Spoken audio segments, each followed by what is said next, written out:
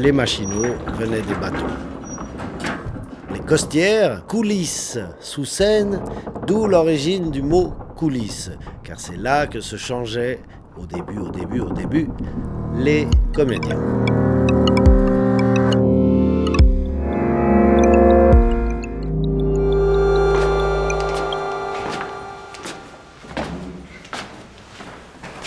Alors un cintrier, c'est la personne qui fait la machinerie qui est située en haut de la cage de Seine, en haut du bateau. Moi, ce qui me plaît dans ce cintre, c'est qu'il n'y a pas de moteur à proprement parler, ce n'est que de l'équilibre des poids, des contrepoids. Tout en charpente de marine, en bois, acier et câble. Et c'est comme ça qu'on fait lever les lumières, les rideaux, les décors, divers accessoires de Seine.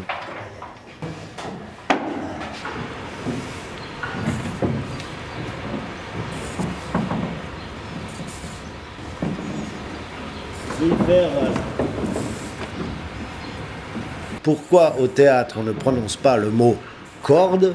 C'est parce que dans la marine, la corde sert à la pendaison.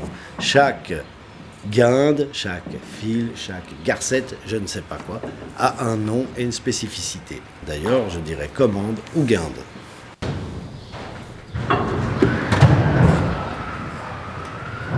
Ça, c'est la commande.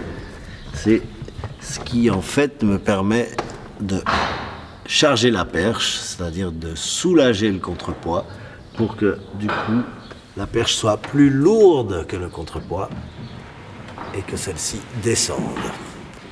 Et donc, je la charge jusqu'au plateau, c'est-à-dire jusqu'en bas où il y a les collègues qui s'apprêtent à mettre plein d'éclairage, par exemple, sur la perche. Voilà apparaît la tige à pain, donc là où je vais mettre le contrepoids. Donc je la mets à hauteur pour pouvoir pinter, c'est-à-dire mettre des pins. Alors je dois faire une clé pour pas que ça parte dans la cheminée. Et avant que les collègues mettent du poids sur la perche, je dois leur demander qu'est-ce qu'ils vont mettre comme poids sur la perche. C'est ça la spécificité de la comédie des philosophes. Ils me disent, disons, 2 fois 2 kilos. Les 2 kilos, c'est des projecteurs. Alors, je regarde sur ma liste, qui est listée en pain.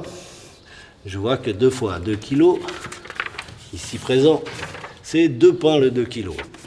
Donc, 2 fois 2 kilos, ça me fait 4.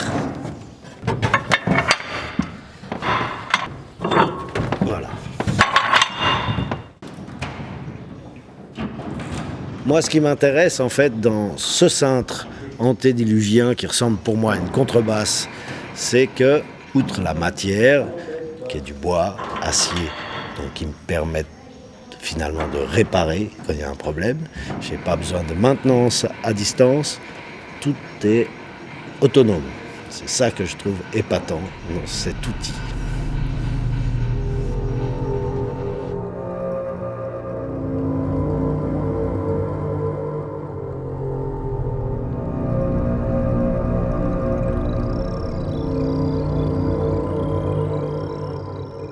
Finalement, c'est très sensitif. Ça se passe entre mon cerveau et mes mains.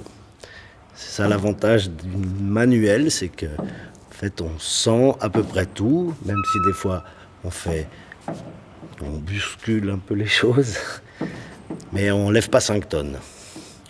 Donc, en général, on sent tout dans la commande, etc. Bon, là, je descends donc très tranquillement.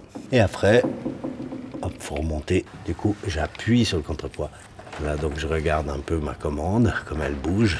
Ça me donne une idée de comment bouge la perche. Ah, là, j'ai fait un à-coup. C'est pas bien, il va pas être content de le mettre en scène.